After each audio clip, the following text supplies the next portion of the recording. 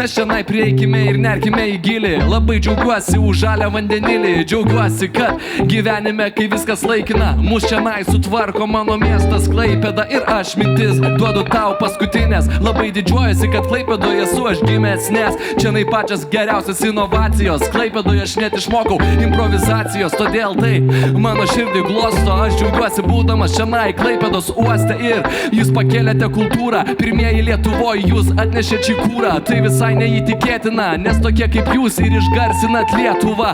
Ir todėl, kol stovime beveik ant molo, norėčiau, kad Danielius padarytų solo. Tai nėra tik tai kažkokia stotis, tai nėra degalinė, kurie tikrai, manau, čia bus nemažai judesio, bet tai yra tam tikras kompleksas, kuris duoda pradžią Lietuvoje vandenilio tradicijai. Ir mes ir vėl galim pasakyti, kad Lietuva, būdama maža tokia kaip kruopelytė, gali padaryti labai daug ir gali būti labai inovatyvi šalis.